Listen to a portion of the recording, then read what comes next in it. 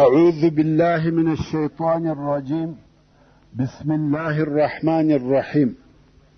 إن الحمد لله نحمده ونستعينه ونستغفره ونعوذ بالله من شرور أنفسنا وسيئات أعمالنا.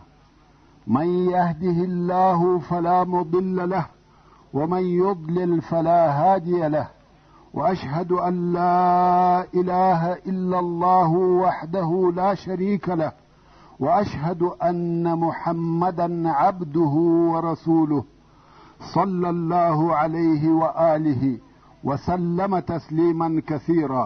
أما بعد،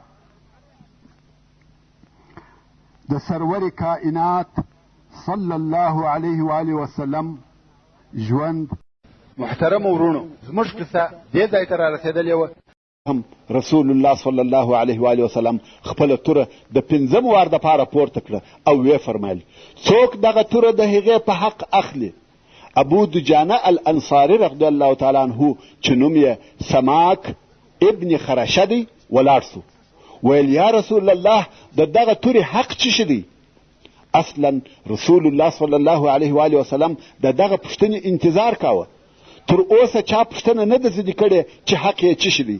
هر یوه بېله پوښتنې ویل چې زه غواړم. رسول الله صلی الله علیه و آله وسلم وفرمایل: د دې تورې حق دا دی چې دونه وهل به په کوې تر څو چې کږېږي. یعنې په دې توره به دونه کفار وهې چې د ډېرو وهلو څخه توره کږه سي. ابو دجانه الانصاري رضی الله تعالی عنه ویل: یا رسول الله، زه د دې په حق سره اخلم. رسول الله صلی الله علیه و آله وسلم توره و ابو دجانه رضی الله تعالی عنه ته ورکړه. ابو دجانه رضی الله تعالی عنه تر اندازې زیات خوشحاله سو، ځکه دا هغه توره ده چې ډېرو لویو پهلوانانو وانخیسته او اوس د ده په نصیب سوه، او په دغه کار سره د ده درجه او مقام لوړ او ښکاره سوه. ابو دجانه رضی الله تعالی عنه هغه توره واخیسته چې هغه 4 جنگي قهرمانان د هغې په اخیستلو نه سوه موافق، او اوس د ده په نصیب سوه. ابو دجانه رضی الله تعالی عنه چې په خپله هم شجاع او دلاوره جنگي پهلوان و، د جنگ په وخت او میدان کې به په کبر او غرور، ناز او نخرو تک کاوه، او د یو سور دسمال درلودی. کم وخت چې به دغه دسمال پر سر وتړي، خلق به پوه سوه چې د مرګ تر وخته جنگ کوي، یعنې بې له مرګه د میدان جنگ څخه نه وځي. اوس چې د رسول الله صلی الله علیه و آله وسلم توره واخیسته، هغه سور دسمال یې د جیبه څخه راویستی او پر سر یې وتړي، او د 2 لښکرو په مابین کې په فخر او غرور سره تک کوي. یوې خوا او بلې خوا ته کږېږي، توره پورته کښته کوي، په خلقو یې ویني. رسول الله صلی الله علیه و آله وسلم ومثل او وی فرمایل: دغه تګ داسې تګ دی چې د الله او رسول الله صلی الله علیه و آله وسلم نه دی خوښ بې له دغسې ځایه څخه. یعنې که فخر پر کفارو وي پروا نه کوي، بل نو په هر ځای او هر وخت کې الله او رسول الله فخر او غرور نه خوښوي. دا خو د مسلمانانو د لښکر حال و. هلته مشرکانو خپل لښکر د پخوانیو جنګو پر نظام موافق جوړاوه. د لښکر عمومي قومندان ابو سفیان ابن صخر ابن حرب و، هغه چې د لښکر په مابین کې یې مرکز و، او د لښکر د راسته طرف قومندان خالد ابن ولید و چې په دغه وخت کې مشرک و، او د لښکر د چپه طرف قومندان عکرمه ابن ابي جهل و، او د لښکر پیاده قومندان صفوان ابن امیه و، او د لښکر د غشي ویشتونکو قومندان عبدالله ابن ابي ربیعه و، او د لښکر د بیرغ مسئولیت د بني عبدالدار وظیفه وه، چې دغه منصب و بني عبدالدار ته هغه وخت ورسېدلی و چې بني عبدمناف تر قصي ابن کلاب وروسته د قریشو په مابین کې منصبونه او وظیفې سره ویشل. نو د جنګو د بیرغ اخیستلو وظیفه و بني عبدالدار ته وسپارل سوه، او هیچا نسوای کولای چې دغه منصب د دوی څخه واخلي. دا کار لکه سقایه او رفاده، یعنی حاجانو ته اوبه او ډوډۍ ورکول، لکه د کعبې شریفې پوښول او داسې نور کارونه چې ویشل سوي وه، د بني عبدالدار میراثي وظیفه وه. نو ابو سفیان چې د لښکر عمومي قومندان و، د دې دپاره چې د دوی احساسات وپاروي، ورته وویل: یا بني عبدالدار، د بدر په ورځ بیرغ ستاسې سره و او موږ ته هغه راپېښ سوه چې راپېښ سوه. خلق بیرغ ته ګوري، که بیرغ ولوېدی لښکر مات سو، نو یا به نن د بیرغ پوره ساتنه کوئ یا یې موږ ته راپرېږدئ چې موږ یې ساتنه وکړو. ابو سفیان په خپل مقصد کې کامیابه سو. بني عبدالدار د ده په خبرو په قهر او غضب سوه، ویل موږ خپل بیرغ و تا ته در تسلیم کو، ته به ووینې چې د جنگ په وخت کې موږ څه کارونه کوو. او واقعا هم بنو عبدالدار په جنگ کې داسې ثابته ودرېده چې د خپلو پلرو نسل یې ټوله ختم کړي، یعنی ټوله د مرګ تر وخته ثابت ودرېده او ټوله د مسلمانانو د طرفه ووژل سوه چې قصه به وروسته واوري. د جنگ تر شروع کېدو د مخه قریش غواړي چې د مسلمانانو په صفو کې تفرقه او نزاع واچوي. نو د دغه مقصد دپاره اولا ابو سفیان و انصارو ته حال ولېږي چې ورته ویل یې موږ او زموږ د اکا زامن سره پرېږدئ، چې مقصد یې رسول الله صلی الله علیه و وسلم او مهاجر مسلمانان و. نو ویل موږ او زموږ د اکا زامن سره پرېږدئ، د هغو سره تر جنګ کولو وروسته موږ درڅخه ځو. موږ ستاسې د جنګ دپاره نه یو راغلي، مګر دغه کوښښونه د اهل ایمان په مقابل کې چې غرونه د ځایه څخه اړوي کمه نفعه او فایده نسي رسولی. د انصارو د طرفه په جواب کې داسې خبرې ورته وسوې چې کفار د هغو خبرو په اورېدلو هیڅکله نه و خوښ. اوس چې د جنگ وخت نور هم نږدې سو، دوه لښکره مخ په مخ سره ودرېده. قریشو بیا هم د مسلمانانو د تفرقې او اختلاف دپاره یوه بله نقشه جوړه کړه. هغه دا چې د مشرکانو یو بل خائن نوکر چې ابو عامر الفاسق ورته ویل کېده، چې د دغه سړي اصلي نوم عبد عمر ابن صیفي و او په راهب سره مشهوره و، خو رسول الله صلی الله علیه و وسلم د راهب پر ځای فاسق وباله. دغه سړی د جاهلیت په وختو کې د اوس او خزرج و قبیلو ته ډېر محترم و او په ښه سترګه یې ورته کتل. کم وخت چې مدینې منورې ته اسلام راغلی، د رسول الله صلی الله علیه و وسلم د دشمنی اعلان په ښکاره او واضح ډول سره وکړ. او بیا چې د رسول الله صلی الله علیه و وسلم تر هجرت وروسته په مدینه منوره کې اسلام نشر سو، نو ده په مدینه منوره کې نور ژوند نسوای کولی. نو یې مدینه منوره پرېښول او شام ته ولاړ. کم وخت چې واورېده چې کفار د مسلمانانو د جنگ دپاره تیاری نیسي، نو دی هم راغلی او د کفارو په لښکر کې شامل او داخل سو. نور هم کفار د رسول الله صلی الله علیه و وسلم و جنگ ته تشویقوي او مشرکانو ته یې ویل که زما قوم ما وویني خامخا زما متابعت کوي او زما ملګري کیږي. نو اوس دغه سړی یعنی ابو عامر الفاسق د دوو حبشي مریانو سره و میدان جنگ ته ورووتی او په لوړ آواز یې و خپل قوم ته ورنارې کړه یا معشر الاوس، زه ابو عامر یم، ستاسې او د محمد یې سره څه ما ته راسئ، زه ستاسې مشر او سردار یم. د اوس او خزرج قبیلو په جواب کې ورته ویل چپ سه ای د الله دشمنه، الله د تا په موږ نه ویني. ده او نورو کفارو هیڅ دا فکر نه کاوه چې د قوم دی وده ته داسې سخت جواب ورکړي، ځکه دی په دوی کې د لوړ مقام خاوند و او هغو اوس داسې سخت جواب ورکړي. نو ابو عامر وویل والله زما قوم ته تر ما وروسته شر پیښ سوی دی. ویل په تاسې څه سوي دي ما نه قبلوي؟ خیر، ابو عامر د کفارو په لښکر کې پاته سو او په دغه طریقه سره د مسلمانانو د تفرقې دپاره د مشرکانو دوهمه نقشه هم ناکامه سوه. او د کفارو دغه د تفرقې اچولو کوښښونه پر دې دلالت کوي چې دوی د مسلمانانو څخه بیرېده. که څه هم کفار ډېر او په اسلحه مجهزه وه، بیا هم د دغه لږو مسلمانانو بیره او هیبت پر دوی غالب و او غواړي چې دغه لږ مسلمانان هم سره وپاشي. ابو عامر الفاسق تر جنگ د مخه یو بل کار هم کړی و، هغه دا چې په میدان جنگ کې لوی لوی غارونه د دې دپاره وکیندل چې د جنگ په وخت کې مسلمانان ورولویږي.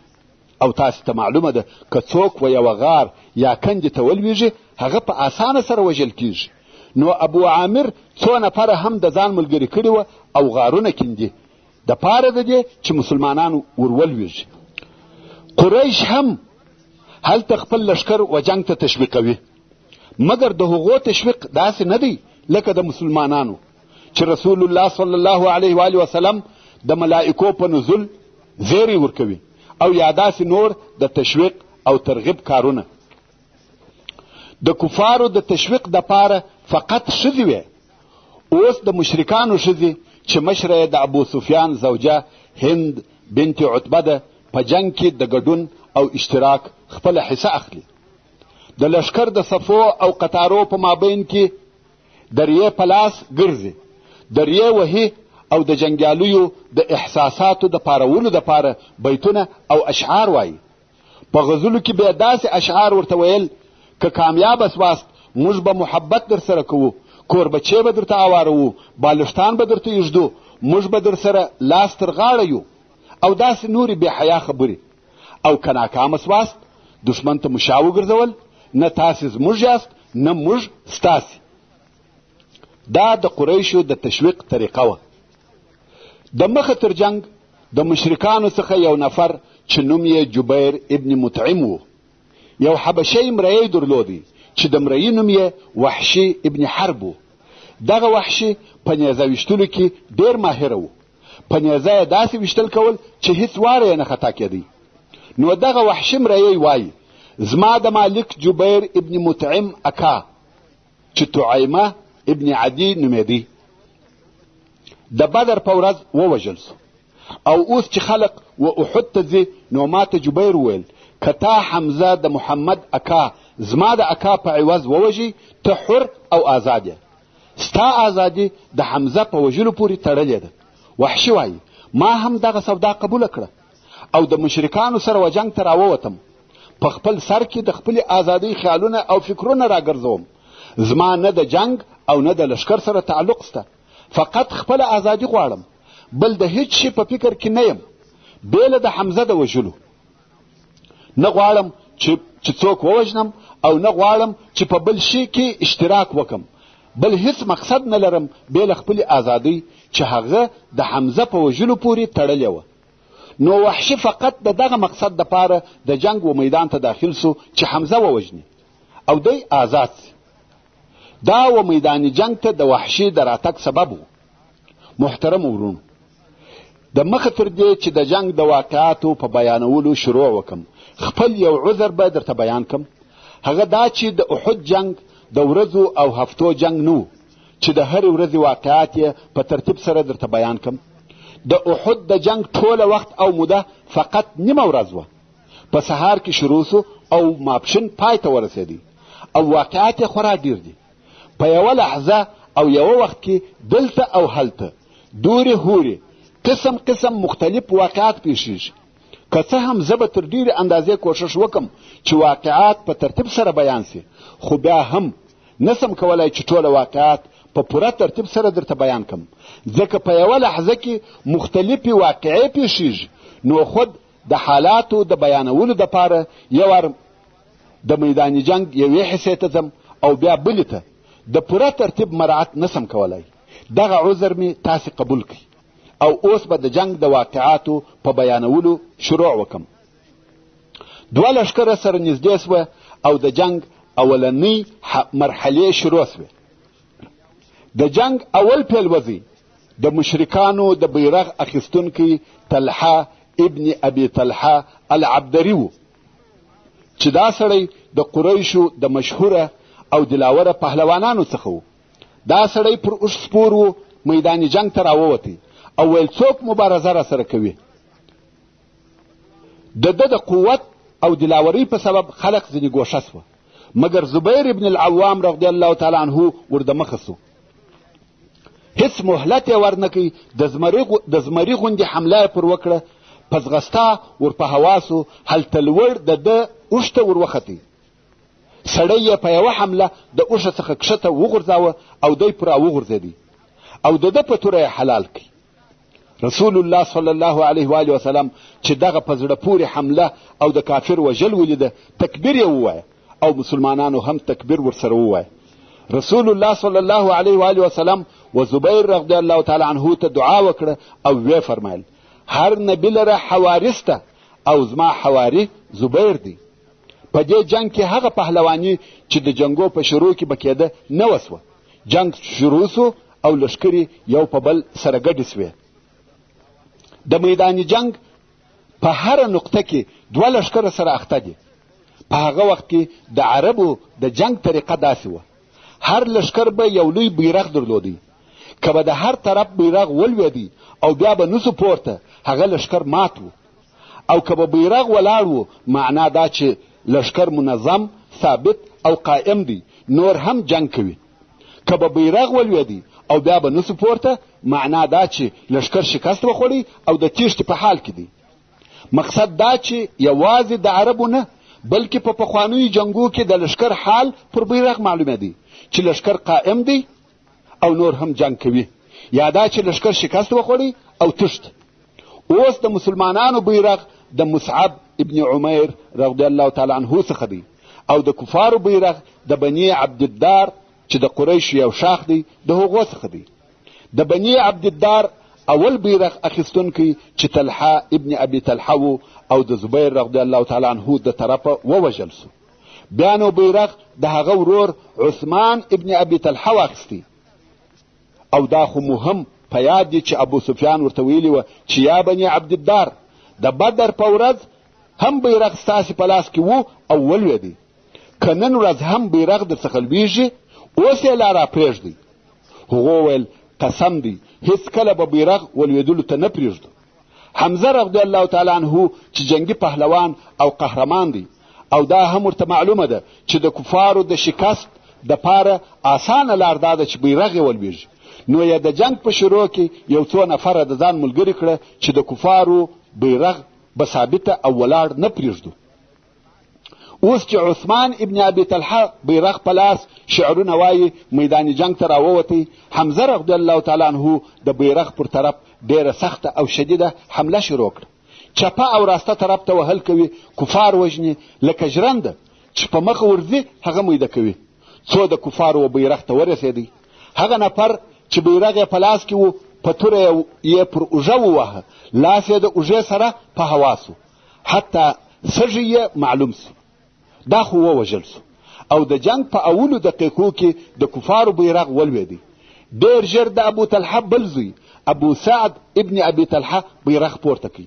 حمزه رضی الله تعالی عنه چې تر اوسه له عدالته دی، پر هغه یې هم حمله وکړه، دا یې هم وواژه. دوهم وار بیا د کفارو بیرغ ولوېدی. ورونو، دغه د بیرغ اخیستونکي چې وژل کیږي د جنگ کار دی. د هر طرفه د بیرغ پر اخیستونکي وارونه کیږي. نو ځکه د دغه وژونکي په نامه کې ځینې وختونه اختلاف راځي او دغه اختلاف د قبلولو وړ دی. ځکه یو راوي یو نفر لیدلی دی چې بیرغ اخیستونکی یې ووژي، او بل راوي د بل نفر واری لیدلی دی چې بیرغ اخیستونکی یې ووژي. نو دلته که په ځینو روایتو کې د وژونکي په نامه کې اختلاف راسي، قابل د تشویش نه دی. مقصد د کفارو د بیرغ اخیستونکي پرله پسې وژل کیږي. خیر، د کفارو بیرغ د دوهم وار دپاره ولوېدی. کفار وارخطا سوه چې د جنگ په شروع کې د دوی بیرغ دوه واره لویږي. دا وار بیرغ د ابو طلحه المسیح مسافع ابن طلحه پورته کوي او کفار پر حمزه رضی الله تعالی عنه راټول سوه، حملې پر کوي، د بیرغ څخه یې منع کوي. د جنگ شدت د بیرغ پر شاوخوا دی. د کفارو ټول طاقت د بیرغ وساتلو ته متوجه دی. نو ځکه ویې کولای سوای چې حمزه رضی الله تعالی عنه د بیرغ څخه منع کړي. په دغه وخت کې حضرت علی رضی الله تعالی عنه بله ټولۍ جوړه کړه او د بله طرفه پر بیرغ حمله وکړه. د بیرغ اخیستونکی یې ووهه او ویې وژي. د دریم وار دپاره د کفارو بیرغ د علي ابن ابي طالب رضی الله تعالی عنه په واسطه ولوېدی. د طلحه بل زوی کلاب ابن طلحه بیرغ پورته کوي. بیا هم جنگ پر بیرغ شروع دی.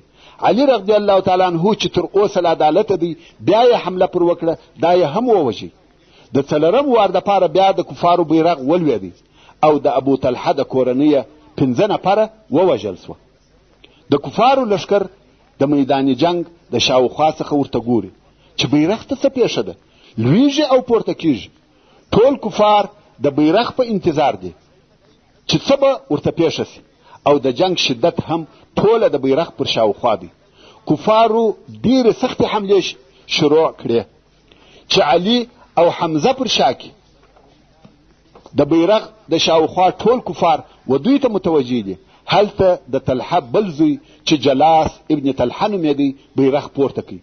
دلته کفار د علي او حمزه رضی الله تعالی عنهما سره اخته دي چې عاصم ابن ثابت رضی الله تعالی عنه د یوې بلې ډلې سره راغلی او پر بیرغ یې حمله وکړه. د طلحه زوی یې ووژي او د کفارو بیرغ د 5 وار دپاره ولوېدی. کفار لیوني سوه، نه پوهېږي چې څه وکړي، کم یو منع کړي. سلافه د ابو طلحه لور چې د هغه 5 وژل سوو کسانو خور یا عمه وه، دا هم په دغه جنگ کې حاضره وه او دا پوهېده چې هغه کسان چې بیرغ پورته کوي هغه د دې ورونه دي او پوهېده چې د هر وار بیرغ د لوېدلو سره د دې یو ورور وژل کیږي. نو د بیرغ و طرف ته ور دمخه سوه. هغه وخت و بیرغ ته ور ورسېده چې 5 ورور یې عاصم ووژي. دا ورته ګوري او ورور یې ووژل سو او بیرغ هم د 5 وار دپاره ولوېدی. 6 نفر چې دی هم د ابو طلحه د اولادې څخه و بیرغ پورته کوي. سلافه ورته ګوري 5 ورونه یا ورارګان یې ووژل سوه او 6 یې بیرغ پورته کوي. دلته بیا عاصم رضی الله تعالی عنه وکولای سوای چې و 6 نفر ته ځان ورورسوي او هغه هم ووژني. سلافه چې د دغه 6 وژل سوو نفرو خور یا عمه ورته ګوري او د 6 وار دپاره بیا بیرغ ولوېدی. د کفارو لښکر د جنگ د اولو لحظو څخه پرېږدېدو سو. سلافه چې ولیده چې 2 ورونه یې د دې و مخته د عاصم رضی الله تعالی عنه په لاس وژل کیږي، نو یې دا خیال سو چې هغه نور ورونه یې هم عاصم رضی الله تعالی عنه وژلي دي. د دې په ګمان چې 6 سره عاصم رضی الله تعالی عنه ووژل. نو ویل څوک به د عاصم سر راته راوړي؟ قسم دی چې د سر په کوپړۍ کې به شراب وچښم او بیا به دغه سر په سرو زرو ډکم او په انعام کې به و هغه چاته ورکم چې دغه سر یې راته راوړی وي. یعنی دا د هغه چا انعام دی چې د عاصم سر راته راوړي چې زه به دغه سر په سرو زرو ډکوم او هغه ته به ورکوم. دلته نو پر عاصم حملې زیاتې سوې ځکه هر څوک غواړي چې دغه انعام او جایزه واخلي. خو عاصم رضی الله تعالی عنه چې وهرې خواته مخکې وهل او وژل کوي. د کفارو بیرغ پر مځکه پروت دی. تر اوسه پورې 6 نفره د بیرغ اخیستونکي د یوې کورنۍ څخه چې د ابو طلحه چې نوم یې عبدالله ابن عثمان ابن عبدالدار کورنۍ ده وژل سوي دي. په دغه وخت کې د کفارو څخه یو نفر چې د ابو طلحه د کورنۍ څخه نه و مګر د بني عبدالدار څخه و بیرغ ته ځان ورساوه او د 9 وار دپاره یې بیرغ پورته کوي. دا نفر د علي ابن ابي طالب رضی الله تعالی عنه د طرفه ووژل سو. یا په بل روایت حمزه ابن عبدالمطلب رضی الله تعالی عنه ووژي. د کفارو بیرغ شریح ابن قارض پورته کوي. دا سړی بیا د قزمان د طرفه ووژل سو. قزمان اصلا منافق و خو په جنگ کې د عقیدې نه بلکې د قومیت پر اساس ګډون کړی و. تفصیل بیا وروسته درته راسي. وصلى الله تعالى على خير خلقه محمد وآله وأصحابه وأهل بيته أجمعين. والسلام عليكم ورحمة الله وبركاته.